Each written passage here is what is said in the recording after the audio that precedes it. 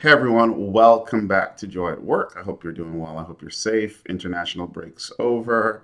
Didn't go well for my Super Eagles, but as long as they're still playing the qualifying games, there's still a sliver, maybe, hope, maybe. We'll see what happens. The Gunners take on Nottingham Forest tomorrow. Can't drop any more points.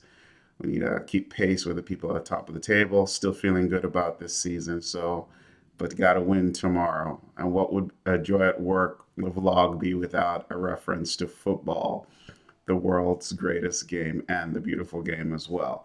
But let's continue our conversations about identity, individuals, our thoughts, the words that we speak. And today I'm reminded of that Tolstoy quote that says, everyone thinks of changing the world, but no one thinks of changing themselves. And I'm kind of restating it because he said, but no one thinks of changing himself. But we often think about all the changes we want to have happen outside of us, so to speak. And we forget that nothing's really outside of us in a sense. We're part of the thing that we think is outside of us. The organization you belong to, you're part of it. Your environment, however you describe that, you are part of that environment. It's acting on you and you're acting on it. And so if you need for it to change, then often it means that you have to be willing to change yourself. And this is important because this week I got into some conversations with people about the effect of the environment on our behaviors. And it's well known that our environment that we belong to can encourage certain behaviors. It can reinforce certain behaviors. If I have a boss that just really cares about getting things done on time and doesn't really care about the quality, then I'm more inclined to focus on delivery over quality. That's just the way the world seems to work. But what is also true, and I believe this, and this kind of goes back to your fundamental and core assumptions about human beings. I believe human beings have agency, and that means we have choice.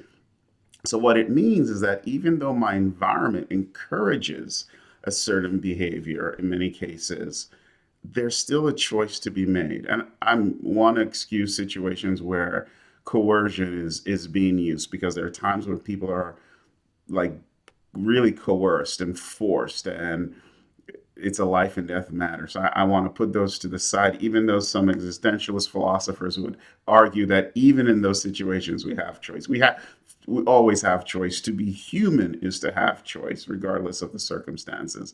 But there are some who will argue that would argue against it and say there's no choice present there.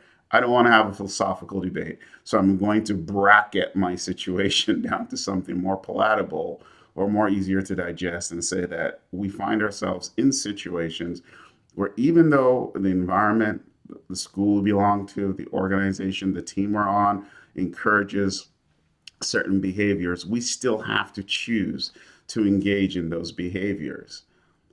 And we can choose differently.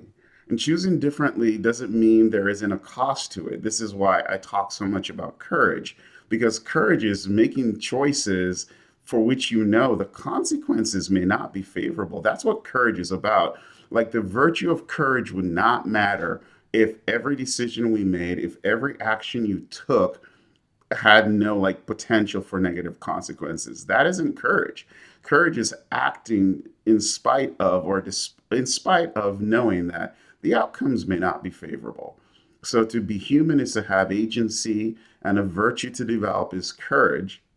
And so we find ourselves in situations where we have a choice to act differently. And this is why the Tolstoy quote is very important because we need to ask ourselves, even as we think about changing the world around us or that we're a part of, so to speak, if we're willing to make the changes that to ourselves.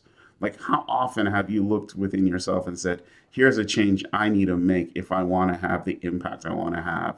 Or here's a change I'm going to make regardless of sort of the forces around me, regardless of my social field. I'm going to act in a way that's different from that. I see this all the time. I see environments where people want to create a lot of angst and stress and put pressure on people, and then somebody is calm and negotiates and navigates through the situation. I actually worked for a boss who was very much like this. It didn't matter like the pressure he found a way to like maintain his calm and guide people through that. And that was a choice because he could have gotten caught up in all the bluster and all the noise that was created by the situation. But he realized that keeping a level head and being steady was actually what was needed in that situation. So, this is where I think it's so important for us to reflect on how we are developing as individuals. Change starts, in my view, inside out from the individual. You have to ask yourself, what about myself am I going to change? We're always changing, but are we changing in the direction we want to change? Are we becoming the thing we want to become? So the reflection for this weekend is simple in my mind. Like, what changes do you need to make? Where do you need the courage to act maybe differently from what everyone around you is encouraging or promoting or suggesting? Society advances because people just become courageous and say, I'm going to act in a way that's different from where everyone else is acting. So it's just something I've been thinking about this week just because of the conversations around environments and systems and people. And I just want to leave you with the thought, are you conforming, or do you need to really stand up and act differently and maybe act consistently with the values that you espouse? All right. Great to be with you. Hope you have a good time and see you around. Bye.